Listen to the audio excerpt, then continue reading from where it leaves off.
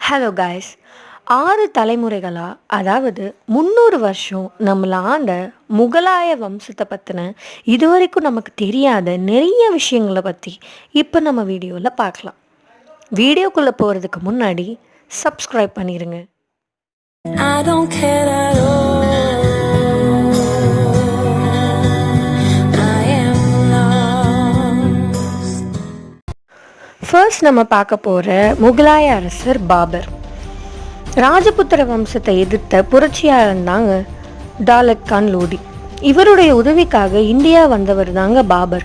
சின்ன அரசராக இருந்த பாபர் பானிபட் போரில் ஜெயிச்சனால இந்தியாவில் மிகப்பெரிய சாம்ராஜ்யத்தையே உருவாக்கிட்டார். இவருக்கு நிறைய மனைவிகள் இருந்தாங்க, குழந்தைகளும் இருந்தாங்க. அரியணையில் உட்கார்ற அடுத்த இளவரசராக ஹுமாயூன் இருந்தார். இந்த பாபர் எப்படி இறந்தாருன்னா 2 விதமாக சொல்லப்படுது. ஒன்று, ரொம்ப உடம்பு சரியில்லாமல் இறந்ததாகவும், இன்னொரு விஷயம் இப்ராஹிம் லோடியோட அம்மா பாபருக்கு விஷம் கொடுத்து கொன்னதாகவும் சொல்கிறாங்கங்க. இந்த இப்ராஹிம் லோடி வேற யாரும் இல்லைங்க, பாபரை உதவிக்கு கூப்பிட்ட டாலத் கான் லோடியோட பையன்தாங்க. 14/483 தொடங்கின இவரோட வாழ்க்கை 26/12/1530 முடிஞ்சிருச்சு. அதாவது 47 வருஷம் பாபர் வாழ்ந்திருக்காரு. நம்ம 2வதா பார்க்க போகிற அரசர் ஹுமாயூன். பாபரோட அடுத்த வாரிசா 6/3/1503 பிறந்து 22வது வயசுல அரியனுக்கு வந்தவர் தாங்க ஹுமாயூன். இவருக்கு நிறைய மனைவிகள் இருந்தாலும் அதுல முக்கியமா விளங்குனது ஹமிதா பானு. ஹுமாயூன் இறந்ததுக்கு அப்புறம் ராஜமாதாவும் இவங்க தான் இருந்தாங்க. சட்டங்களை கூட ஏற்று தெரியாம அரியணைக்கு வந்த ஹுமாயூனுக்கு 3 சகோதரர்களுமே எதிரியா அமைஞ்சாங்க. இவருக்கு நிறைய குழந்தைகள் இருந்தாங்க. ஆனா அதுல அடுத்த வாரிசா விளங்கினவர் ஜலாலுதீன் முகமது அக்பர் தாங்க. 15 வருஷத்துக்கு அப்புறம் தன்னிடம் இருந்து கைப்பற்றின டெல்லி அரியணைய ஹுமாயூன் சகோதரரிடமிருந்து கைப்பற்றினாருங்க. ஆனா இவரால் ரொம்ப நாள் இந்த சந்தோஷத்தை கொண்டாட முடியல. பிகாஸ் அவரோட லைப்ரரி ரூஃப்ல இருந்து கீழே விழுந்து தலையில அடிபட்டு 1556 அதாவது அவரோட 47வது வயசுல இறந்துட்டாருங்க. 3வதா நம்ம பார்க்க போகிற முகலாய அரசர் ஜலாலுதீன் முகமது அக்பருங்க. ஹுமாயூன் தன்னோட அடுத்த வாரிசான அக்பரோட உயிரை காப்பாற்ற ஒரு தாசியிடம் கொடுத்து ரகசியமாக வளர்க்க சொன்னாருங்க. ஹுமாயூன் இறந்த பிறகு 15/10/1542 பிறந்த அக்பர் தன்னோட 11வது வயசுல அரியணை ஏறினாருங்க. இவர் சின்ன வயசுல அரியணை ஏறினால இவருக்கு கல்வி அறிவு இல்லைங்க. இவருக்கு நிறைய மனைவிகள் இருந்தாங்க. பட் ரொம்ப சிறந்து விளங்கி ராஜ்யத்தோட ராஜமாதாவா விளங்கினது ஜோதாபாய்ங்க.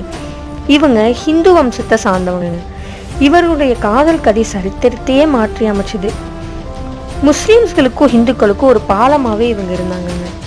இவருக்கு நிறைய குழந்தைகள் இருந்தாலும் அதுல அடுத்த வாரிசா விளங்கினவர் தாங்க முகமது சலீம் ஜஹாங்கீர். அக்பர் தன்னோட ஆட்சியில புது சட்டத்தை இயற்றினாருங்க. அது என்னன்னா மறுமணம் பண்ணிக்கிறது, வேற்று மதத்தினரோட ஒற்றுமையா இருக்கிறது, இதுலயே முக்கியமா யாத்திரை வரிய ரத்து செஞ்சாருங்க. அதனால ஜலாலுதீன் முகமதா இருந்த இவருக்கு மக்கள் அக்பர்னு பெயர் சூட்டி ஜலாலுதீன் முகமது அக்பர்னு அழைக்கப்பட்டாருங்க. இவரோட தீராத வயிற்றுப்போக்குனால 27/10/1605 வருஷம் 63வது வயசுல இறந்துட்டாருங்க. 4வதா நம்ம பார்க்க போற முகலாய அரசர் முகமது சலீம் ஜஹாங்கீர். அக்பருக்கு அடுத்து 31/8/1569 பிறந்த முகமது சலீம் ஜஹாங்கீர் 36 வயசுல அரியணை ஏறினார். சிறுவயதிலேயே அனார்கலியுடன் காதல் வயப்பட்டார். இவரோட காதலுக்கு அக்பர் சம்மதிக்காதனால அக்பரையே எதிர்த்து போரிட்டாரு. போர்ல ஜஹாங்கீர் வின் பண்ணிட்டாரு. பட் அவரோட காதலை ஏத்துக்கிற நிலைமையில இல்லாத அக்பர் ஜஹாங்கீரை வேற ஒரு போருக்கு அனுப்பிட்டாரு. அந்த நேரத்திலேயே அனார்கலிக்கு இங்க சமாதியும் எழுப்பிட்டாரு.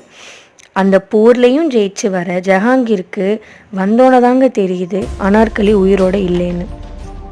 இதனால மன உடைஞ்சு போற ஜஹாங்கீர் ஆட்சியில கவனம் செலுத்தாம குடிக்கு அடிமையாயிடுறாரு. இந்த நிலைமையில போர்ல ஜெயிச்சு கைப்பற்றி வந்த இவரோட மனைவிகள்ல ஒருவனான நூர்ஜஹான் தாங்க ஆட்சி செஞ்சாங்க. அந்த காலம் நூர்ஜஹான் காலம்னே சொல்றாங்க. இவருக்கு நிறைய குழந்தைகள் இருந்தாங்க. ஆனா அதுல அரியணைக்கு சொந்தக்காரராக இருந்தது ஷாஜகான்ங்க. ஜஹாங்கீர் காஷ்மீர்ல இருந்து லாகூருக்கு போகும்போது தீராத சளி தொல்லையினால 28/10/1627 தன்னோட 58வது வயசுல இறந்துட்டாரு. 5வதா நம்ம பார்க்க போகிற அரசர் ஷாஜகான். ஜஹாங்கீருக்கு அடுத்து ஷாஜகான் தன்னோட மூத்த 2 சகோதரர்கள் இறந்து போனனால 1628 வருஷம் தன்னோட 36 வயதில் அரியணை ஏறுறாரு. இவருக்கு பல மனைவிகள் இருந்தாங்க. குறிப்பாக சொல்லணும்னா மும்தாஜ் மஹால். இவரோட காதல் உலகத்துக்கே தெரியும். மும்தாஜ்காக தாஜ்மஹாலை கட்டினாரு. இப்போ அது காதல் சின்னமாகவும் இருக்குது. இவரோட ஆட்சி காலம்தான் மக்களோட பொற்காலமாகவும் இருந்தது. இவருக்கு மொத்தம் 18 குழந்தைகள். 1657 ஷாஜகான் ரொம்ப உடல்நிலை சரியில்லாமல் போயிடுறாரு. அவர் சரியாகி வர டைமில் அவுரங்கசீப் தாஜ்மஹாலுக்கு ஆப்போசிட்டில் இருக்க ஜெயிலில் ஹவுஸ் அரெஸ்ட் பண்ணிடுறாரு. 9 வருஷம் அதுலேயே இருந்து 1666 74வது வயசில் ஷாஜகான் இறந்துடுறாரு. கடைசியாக பார்க்க போகிற முகலாய அரசர் அவுரங்கசீப். ஷாஜகானுக்கு அடுத்து தன்னோட சகோதரர்கிட்ட போராடி கைப்பற்றி 1659 தன்னோட 41வது வயசுல ஆட்சிக்கு வந்தவர் தாங்க அவுரங்கசீப். இவர் நாணயங்களை வெளியிட்டிருக்காரு, நிறைய இடத்தையும் கைப்பற்றியிருக்காரு. அது எப்படின்னா பாதி இந்தியா பாதி பாகிஸ்தானையும் பிடிச்சிருக்காருங்க. அது மட்டும் இல்லாமல் 15 கோடி மக்களை அப்பவே ஆண்டிருக்காரு. இவரை பற்றி நமக்கு தெரியாத பல நல்ல விஷயங்கள் இருக்கு. அது என்னன்னா, ஆடம்பரம் இல்லாமல் தனக்கான சம்பளத்திலேயே தான் வாழ்ந்திருக்காரு.